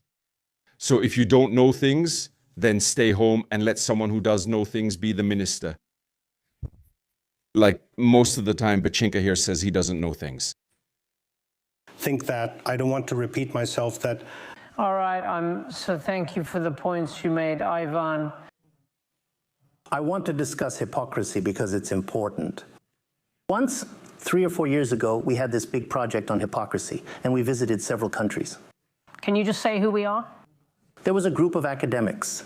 And you know, if you want to visit the country and to get the meeting at the highest level, put hypocrisy in the title. There is no world leader outside of the West who is not going to meet you, and for what reason? I'm saying this because in my view, and this was very clear in Davos, is there two different versions of liberal hypocrisy. One is the one that came from Carney, and to be honest, Carney very much identified with the criticism of the liberal hypocrisy. He said, listen, people from the non-Western countries are saying, yes, everything is equal, but you're treating Ukraine and Gaza differently. He's right, and there was also President Trump, who, by the way, can't be accused of hypocrisy. But no, this is true because his major argument is the biggest hypocrisy of the international order is that countries are equal. They are not equal. There are strong countries and there are weak countries. The only problem is that we know that countries are not equal. I'm Bulgarian. It never came to my mind that we're equal to the United States. But there is this idea, this hypocritical idea of equality, which is so important in order to have any order. And what I'm afraid of is that the moment when we say a world without hypocrisy, we're simply saying a world in which there is only power. And from this point of view, you're redefining American exceptionalism as being exceptionally powerful. But then this is a risk. Be sure that if somebody more powerful is going to come, you're not going to have a moral authority anymore. Because in the world in which everything is about power, where is the reason for the small countries to distinguish between the United States and China? Where is the distinction between this and that? And in my view, this is the problem of hypocrisy. There is one thing that could be even worse than liberal hypocrisy, and that is a world with no hypocrisy at all. Ivan, thank you very much, and you took us to some of the central points there. And there's been a huge debate, as everyone here will know, about whether Mark Carney was right in his resonance speech at Davos to say that Western countries had been hypocritical. Okay, let's go to questions. I'm going to take a whole batch of them and then use them as provocations for the panel to respond, right? So let me take several. We'll start here, and then if you could say your name, that would be great. Hello, I'm Sig Becklin from the Scandinavian Weekly Day and Time, and thank you for lively discussion. I was also here at the event yesterday, the night event, and I was listening to Representative Alexandria Ocasio-Cortez, who stated that about the old rules-based order that we called out exceptions to our values and our rules. Eventually, our exceptions became our own rules. So we've been talking a lot about critique of the rules-based order from the right? But I wonder what you think about this way of characterizing the old rules-based order from the left. Thank you. Thank you very much. I didn't understand the question. Yeah. I got a microphone. Sorry, I can't see any of the HI. Should I? Yes, please come and welcome. Yeah, I just wanted to ask about the kind of terminology around values relating to the West and civilization relating to the West. So we heard a lot about values from the Biden administration. We've got values in the title here. Marco Rubio, I did a count in the transcript. He used the word civilization 12 times. So I'd like to hear from the panel who's more up for Western values and who's more up for Western civilization in the discourse. Thanks. Thank you very much. And there's obviously been a huge debate since this morning about whether Marco Rubio was championing only Western civilization. Right here on the front. Do we identify ourselves? It doesn't matter. The definitions here are confusing me because it's not conservative versus liberals in the United States. I mean, the discussion largely centers around conservatives are dead. You can talk to a lot of them in the grand old party in the Senate, and they don't dare open their mouths. So I think if we're going to talk about values, we have to look at the definitions of who is determining the values. Anyone would call. Now someone is holding her son, or what? Trump, a conservative, you could call him a demagogue, you could call him a self-enricher, but he doesn't operate on principles. So I don't think it's useful to talk about Trumpism as conservative versus liberals. And then what caused the society in the United States to break down? It's as much about conservatives outsourcing jobs to China, which caused huge segments of the population to lose their prospects for their children, which had nothing to do with two genders, and so are three genders. You don't have to like that anyway. So I think we're sort of arguing around the bush because there are false divisions being proposed here. And what we have is demagoguery and populism up against a lot of confusions within the Democratic Party, liberals, progressives within the grand old party, frightened, scared conservatives who don't espouse conservatism because they would be attacked by the populists in the White House. And so I think it's a mistake to argue as if there's a simple separation here, or it all has to do with three genders. Thank you very much indeed. We have one in the back, and we have one over here, and then one writer here. Why the hell are they asking 3 questions at once? Who's supposed to remember that? I can't even recall the first one anymore. What was the last one? Oh my God. Was the most persistent and got himself in the spotlight. I have a question for Secretary Clinton. It was 15 years ago that you ratified the new Strategic Arms Reduction Treaty here at the Security Conference, together with Sergei Lavrov. And I wanted to know whether you sometimes get nostalgic about those times when you think back. And then maybe a more concrete question looking forward. Do you think that there is any room for nuclear proliferation while the war in Ukraine is still ongoing? Thank you for those. Up here in the front. How many more questions are there? Yeah, in the front, yeah. I have a question. Łukasz Pawlowski, Polish Minister of Foreign Affairs. I have a question about the... Yeah, thank you very much, Minister. It's about equality. Yes. Sorry. So let me tell you about the successes of Poland. No, my question is brief, but the answer may be difficult. The current administration is trying to redefine what it means to be American, the American identity, from a notion that what brings together the Americans is a set of ideas to the notion that what brings them together is the number of generations that you lived in the country. My question is to Senator Clinton, because that's the argument the Vice President made. What would be your response to that? And to quote him, America is not just an idea. We are a particular place with a particular people and a particular set of beliefs and way of life. Thank you. Thank you very much. Sorry, everyone is a silhouette from here. Let me just take 2 more. Yep, there's a hand up there. Is there somebody from the Polish foreign minister? And then there's someone in the back.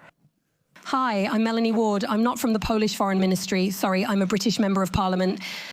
I wonder what the panel makes of the fact that President Trump's administration is spending $200 million supporting far-right and Make America Great Again, friendly think tanks in Europe. Is that democratic? Thank you very much. And over here. And then I'm going to briefly sum up. Hi, my name is Catherine Eichenberger. I've got a question to the Deputy Prime Minister, please, of the Czech Republic. You spoke about sovereignty. Thank you. Something for Macinka. What does respect for sovereignty require between democratic European states in a long-standing dispute between friendly democracies? Is reliance on courts and us? Or is there also a responsibility to seek political dialogue and reconciliation? Please.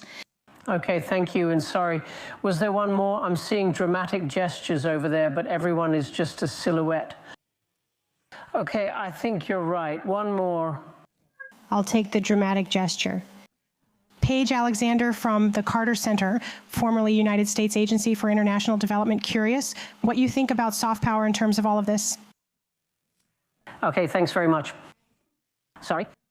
Sorry, yeah. Here to the side, I'm Anja Vilashak. I'm with the German Tagesspiegel, and we've been talking about Western values throughout the conference. And Madam Secretary, I'd like to ask you, I'm the mother of a daughter, and it absolutely horrifies me to see what the Epstein files have brought out. And I wanted to ask you, what does it say about Western values when Western leaders have perpetuated and participated in these horrific abuses of minors and girls? Thank you very much. Yeah, the Epstein files, that's a big blow to so-called civilization, right? Well, we'll have to deal with it somehow. I think that should include some gallows and similar things. We'll see how it ends. You start with Epstein through some fundamental questions about the critique of rules-based order from the left, about civilization versus values, about conservatism versus liberalism in the United States, and other things. Secretary Clinton, since you have a few direct questions, I'll start with you. Everyone else will get about a minute, and you'll have a bit longer. Yes, I heard 3, especially regarding the last question.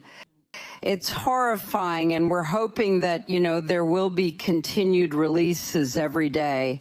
By the way, that's actually a good question for Clinton, right? Regarding the Epstein files. Yeah, like GG just for Clinton, right? Wink, wink. She'd probably need a moment to explain that, yeah. Let's realize who she is and who was mentioned in the Epstein files quite a lot. Day that passes, that doesn't mean, as our news commentators say, every day in the United States it's because someone's name is there. They committed a crime. But I think there's a lot of very troubling and really horrific information coming out today. It came out that Steve Bannon was trying to get Jeffrey Epstein to help him overthrow Pope Francis. I guess that was part of the civilizational. Conservative, true conservative. True conservative. So it is something that, needs to be totally transparent. I've called for many, many years for everything to be put out there so people can not only see what is in them, but also, if appropriate, hold people accountable. We'll see what happens. On the new Strategic Arms Reduction Treaty, which we were the deputy, the foreign minister, and I were talking about this just backstage. We actually signed, President Obama signed the new Strategic Arms Reduction Treaty in Prague.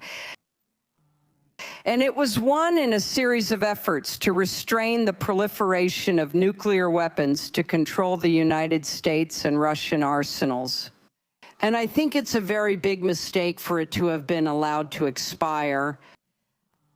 I know that there was an offer, apparently from the Russians, to extend it a year, during which there could be some negotiations.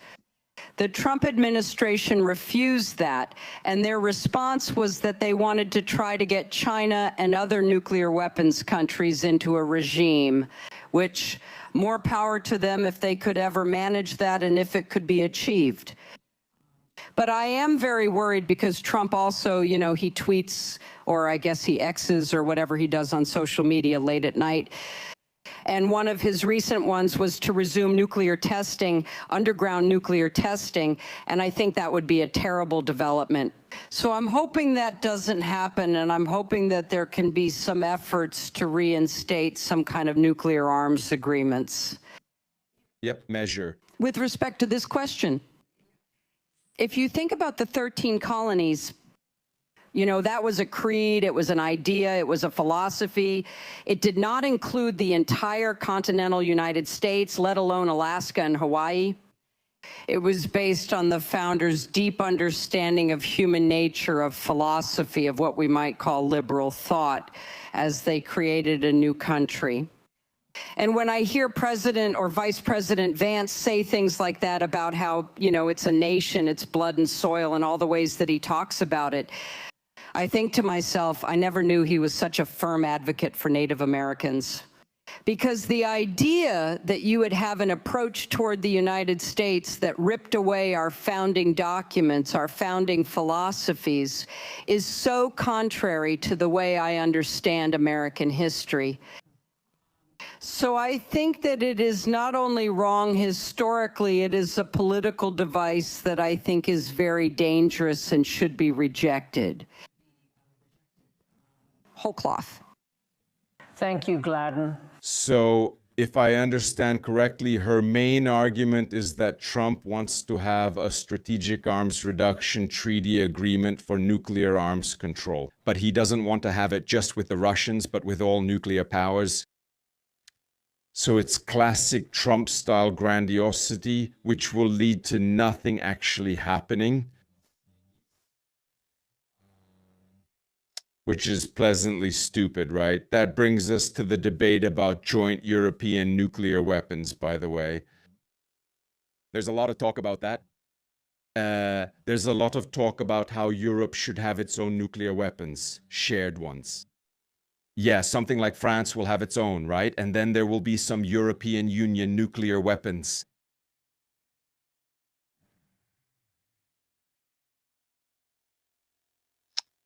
Hillary is probably dumb, right? Vance is much smarter than that old bag. He's much smarter than Hillary. Well, Vance isn't here, so... I'm a citizen of the Osage Tribal Nation, a Native American tribe in Oklahoma. I voted for President Trump and Vice President Vance, as did the majority of our tribe. So I can only speak for myself and us. But at any rate, I think he has not used the phrase blood and soil. And this is not an accurate characterization of the thought that's going on in the administration.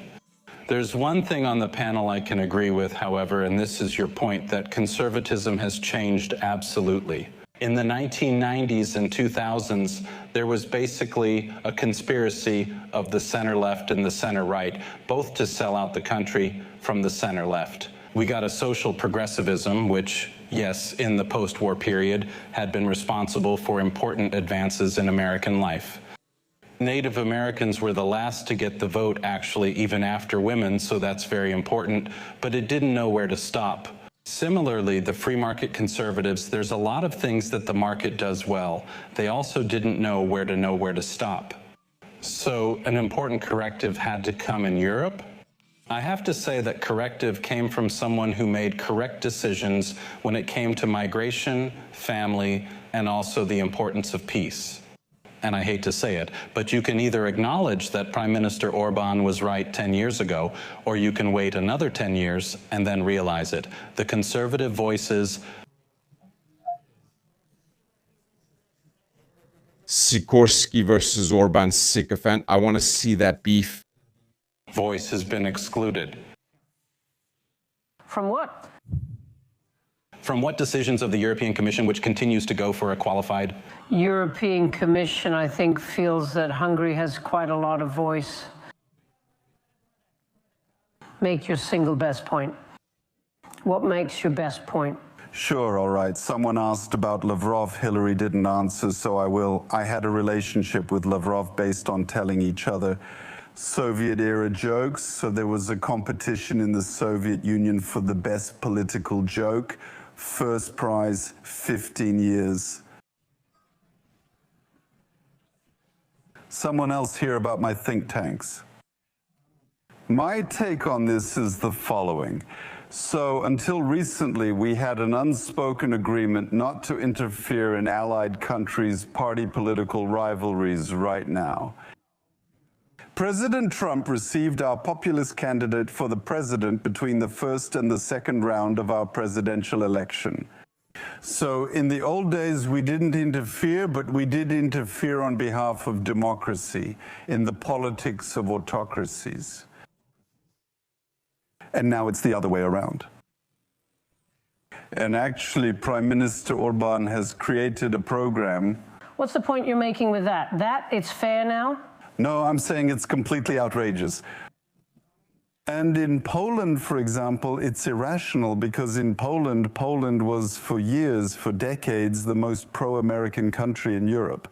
And the United States had a wonderful situation in which the government and the opposition, either way, was competing who would be more pro-American. Once you start choosing sides, a different dynamic will start. It does almost run out of time. We're all facing the same problem. No. Radek, I'm so sorry because you will be eloquently... On the Western civilization. We need to cut the live feed. So you have 1 minute on civilization. We must let people go, and I want Peter and Ivan to speak. We're running out of time. Censorship. Censorship, no rules-based order to which we have all subscribed. I see that the fundamental divide of the West is not between the West and the rest of the world, but within the West itself, as I'm listening. Funny, Taijo. Nobody commented on Orban. All right, I'll say it. I'll send it as it is, okay? Orban was right when he said that uncontrolled illegal migration is a problem. He was the only one who said it, right? But he was definitely right. Where he wasn't so right was when he insisted that each nation state should secure its own borders as it sees fit, and that it shouldn't be a joint European policy, which significantly reduced the ability of those European agencies to protect the borders. Where he was also wrong, he was wrong in saying that it's bad. The idea that countries should cooperate and help each other with migration, because that then caused some countries to be overwhelmed while other countries didn't have to do anything at all. Yeah, so Orban was right in the same way everyone was right, but now he's trying to sell it as if he was the only one who said it, which is obviously solid pre-election rhetoric, but it's not true. On the contrary, he actually pushed for less effective border control. Plus, of course, it was Orban who influenced the Slovak elections by using migration as a weapon against Slovaks, yeah? So that's for the broader context around Orban's truth about migration. I'm not saying that that the French didn't mess it up. Just to be clear. I think there was some question about, or where was it about the national sovereignty? Does everyone remember that well? There was, yes. So I think that national sovereignty and the sovereign nation state are the only platforms that can guarantee democracy, because this is the only possible way to have cultural continuity and to bring power into some limited intentions. If we are not a sovereign country, if we are lost in some multilateral organizations, then there is a risk. The European Union is a democracy. Well, the European Union is consistent by being democratic, national, and a democratically elected parliament. A democratically elected parliament without any legislative initiative. So, you know, this is the only parliament in the world that cannot. They don't have the initiative to bring the law, to bring the legislation. Because the Council and Commission introduced the legislation. Yes, but tell me, what is the connection between the voter and the Commission?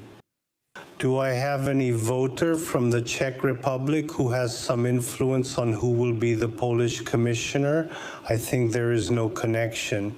Commissioners are appointed by democratically elected parliament, the government.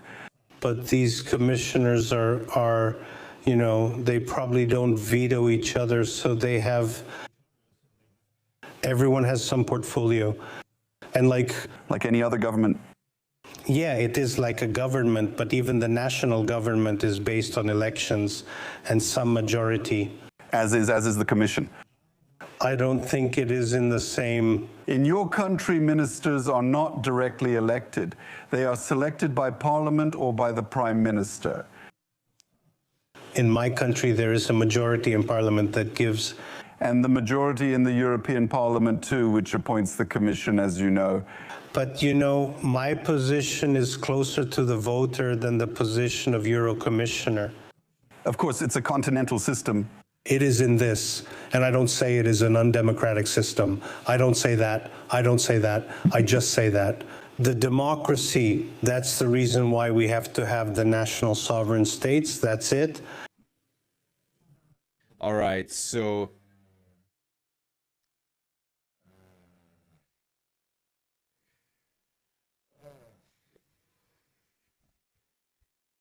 what was the point? The whole time? The point the whole time wasn't that the European Union isn't democratic like Macinka's fans are selling it, because this is the part they're selling. The point the whole time was that Europe needs more nation states. Because the European Union is not undemocratic. Because he said that the European Union is not undemocratic. So he just said it. Nation states should be preserved. We can't be like the European Union, right? Blah, blah, blah, blah, blah, blah. Because the European Union is not democratic. And then he said that the European Union actually is democratic. But that the voter is distant, not close to the process. Like here, Sikorsky broke Macinka down to basic particles, not even atoms, man, to quarks. Look, basically, when it comes to the European Union, you can't succeed by saying it's undemocratic while you're part of a parliamentary democracy government, you know. That's so stupid. The point is that those commissioners are, of course, elected within the states they represent. And then, of course, they're approved by the parliament. The parliament is elected in elections in each country. Then they get approved into factions and so on. The commissioners are nominated by the governments of the states they are supposed to come from. And they are approved, if I'm not mistaken, by the parliament of that country or just by the government. It's hard to say. Well, at least by the government, yes. So the commissioners are a democratic product because they are nominated by a democratically elected government and approved by a democratically elected European Parliament. Macink's problem is that Czechs don't have the right to interfere with who the Poles nominate as a commissioner, and at the same time, the Poles don't have the right to interfere with who the Czechs nominate as a commissioner. I mean direct right, because they do have an indirect right to interfere, since Czechs vote for the European Parliament, some of the members, right? And those members are part of the approval process for the European Commissioner. So does Macinek want a federation?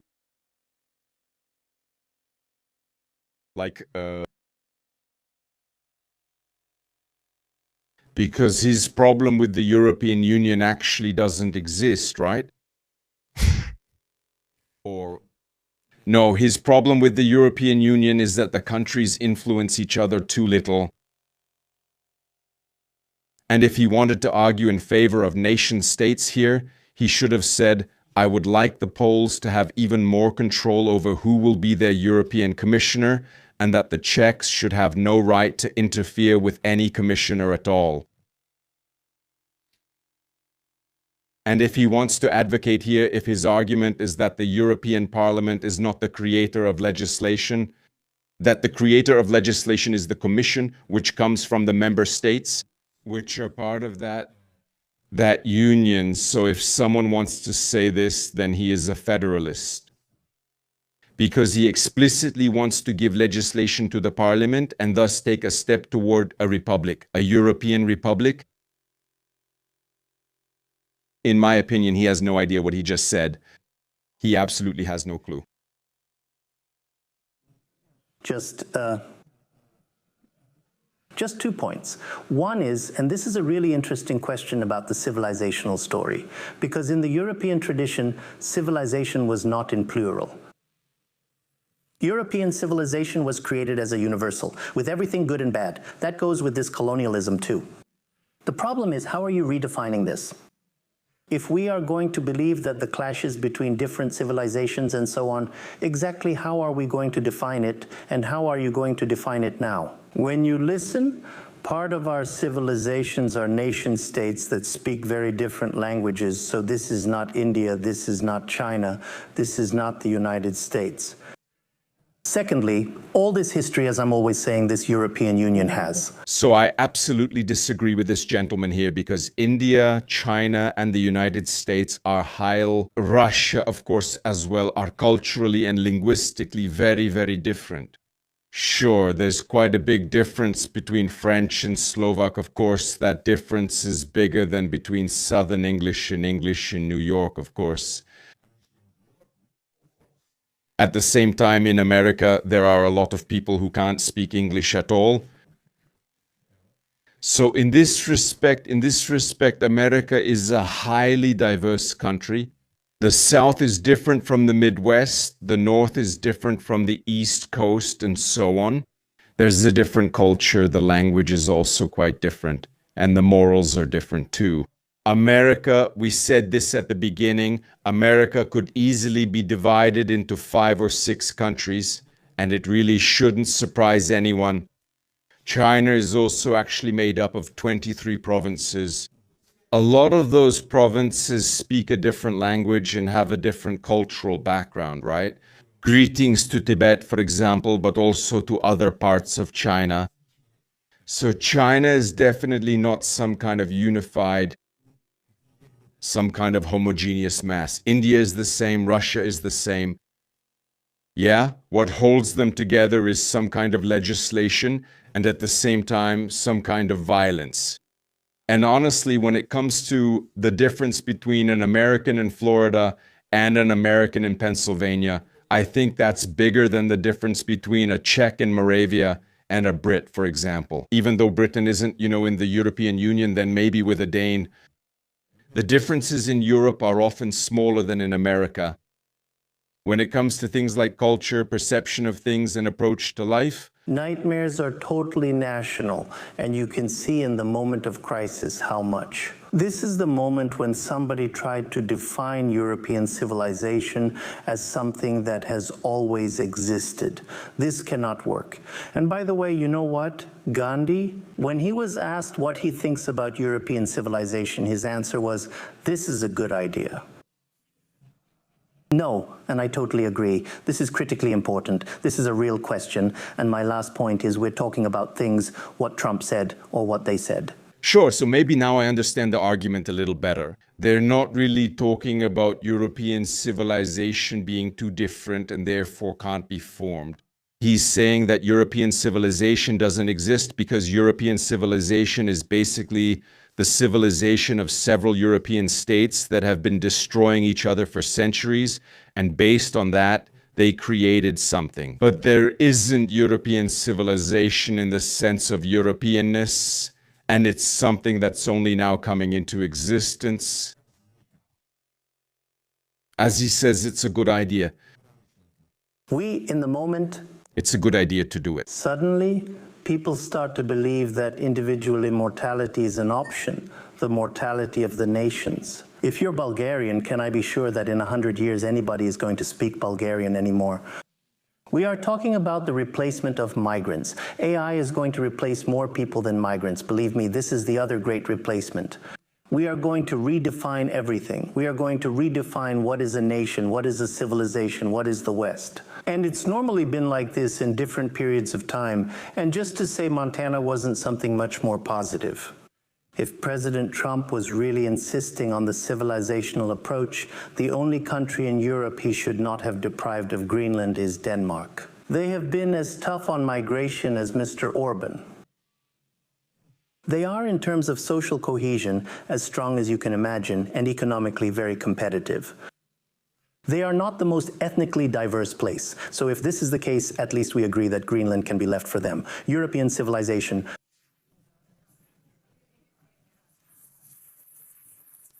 Besides that, I would say there is Trump's pressure on Greenland.